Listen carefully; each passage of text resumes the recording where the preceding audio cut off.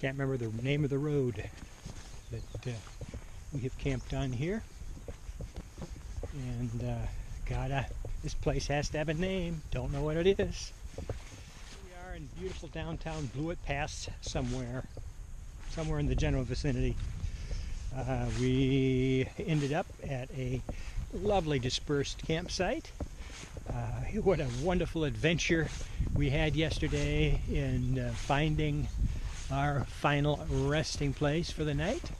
We are at the Pipe Creek ski area. This is not a snowmobile area. This is apparently a cross-country skiing area. I presume it's not downhill, but I can see why people would find this to be lovely in the wintertime if it's anything near as lovely as it is right now here in late May. Or is it early June? Is it June 1st? Yeah, this is June 1st, first day of June. So, let this vlog, be about, again, the benefits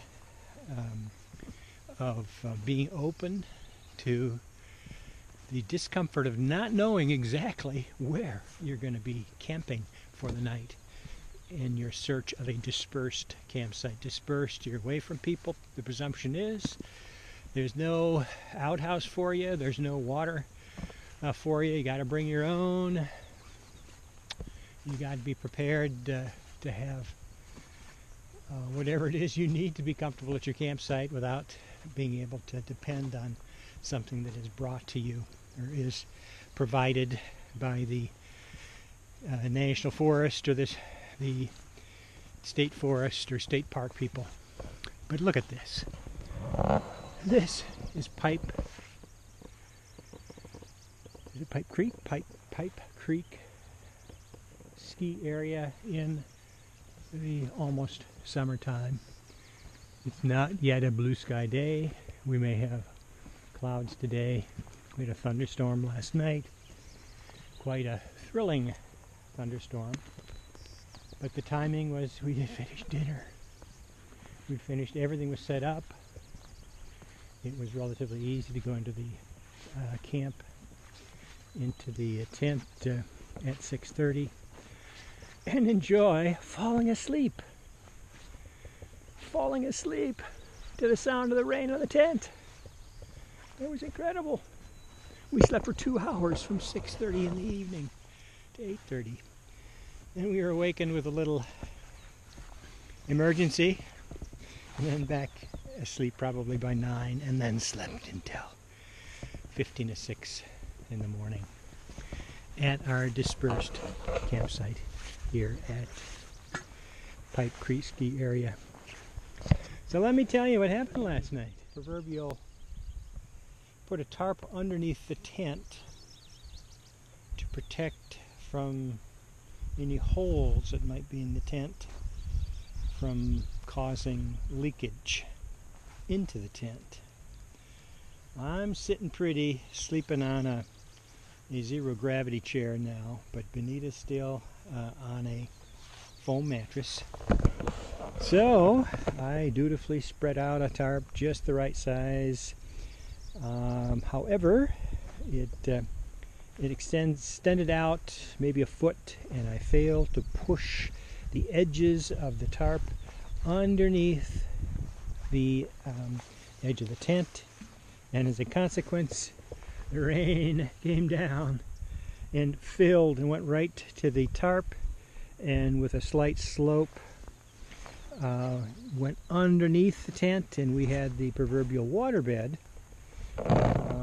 experience of literally gallons of water between the tarp on the ground and the bottom of the tent, with some leakage into the tent. Not very bad. It had just, as I say, it had just rained. It wasn't an all-night kind of a thing. In any case, I pulled the tarp out. The water drained into the ground. This is the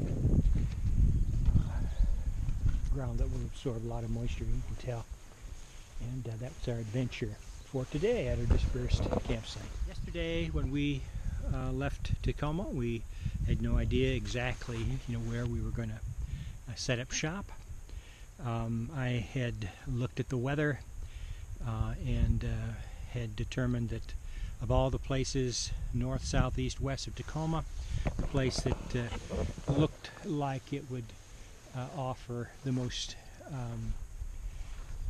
pleasing camping environment was in the Cle Elum or Blewett Pass area.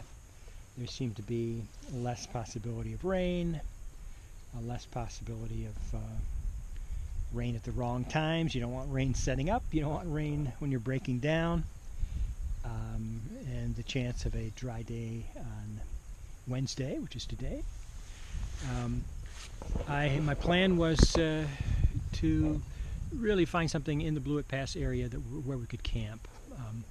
However, I knew that the campsites along Blewett Pass were right along the road, and every time I have gone by them in the past, I've said to myself, why would anyone want to camp where you can hear road noise? So I had this plan that I was going to find my way over to Blewett Pass, but to use a forest road that comes out of the Tenaway Valley. So our entry point out of Cle Elum was Tenaway Road, and we took the north Tenaway up to 29 Pines Campground, where we've had a day trip, and I've done a video in the past. Then we took a right on the road that tees there. It becomes a Forest Service road.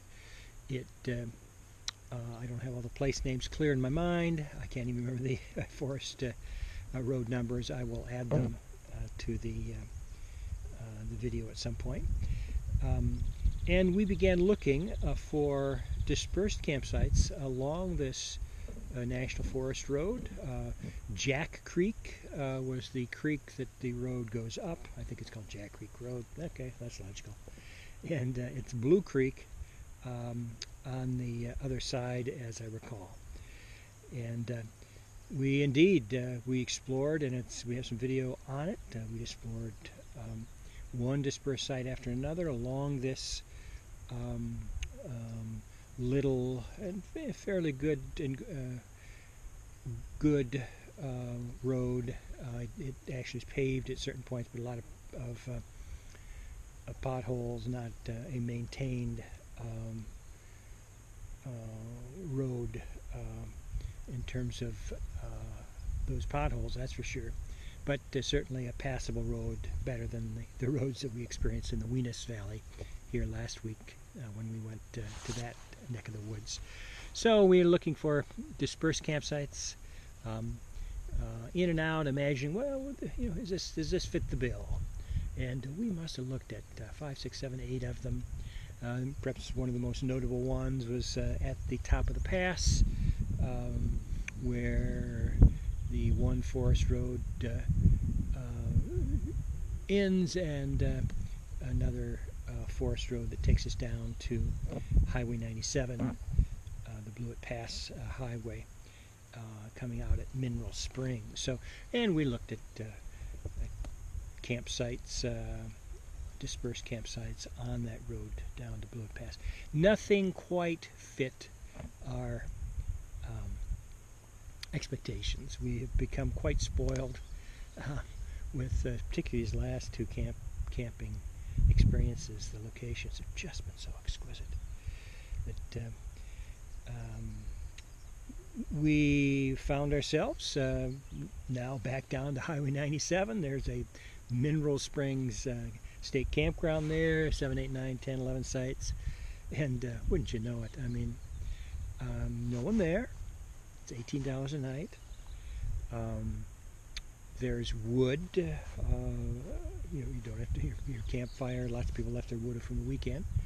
And there's a lovely rushing stream next to the campsite. However, just on the other side of that is Highway 97, and that traffic. It's just, who wants to hear traffic noise when you're out camping? Dispersed camping you're looking to be away from the maddening crowd. So it was getting on towards 2, 3 in the afternoon. We still hadn't found our site. I had in mind to go to Liberty. I had read online that there's camping at the little town of Liberty along the river where people do gold mining and gold panning for gold. Liberty is known for that. And but I headed in the wrong direction. I headed up towards the pass rather than back down from Mineral Springs, and it became clear to me, okay, I've gone the wrong direction, and was in the process of turning around. We turned off on a little Forest Service road. I should know the name of it, but I don't. Again, it's a numerical name. And Benita said, oh, I'm ready to turn around. Benita said, oh, this is so lovely. Let's go a little farther. And there's a meadow aspect to the road where it parallels Highway 97. So beautiful. And nothing suitable in that area. So I kept down the road, and Benita at one point said, let's turn around. And this is not looking fruitful. Began to turn around, and then, let's go a little farther. Well, that little farther did the trick. Because we ended up here at Pipe Creek ski area, we'll call it that,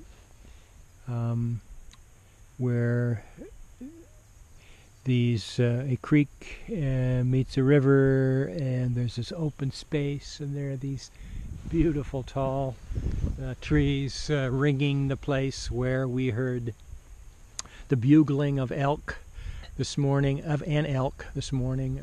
the calls of an elk. Had to be that.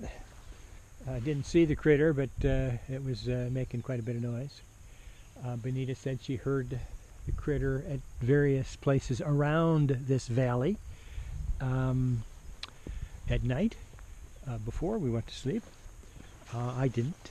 And this is what you find when you keep yourself open to looking at something besides what's on the map, what is listed in guidebooks for a campground. What was that? Oh, great. Oh, wow. We're in luck.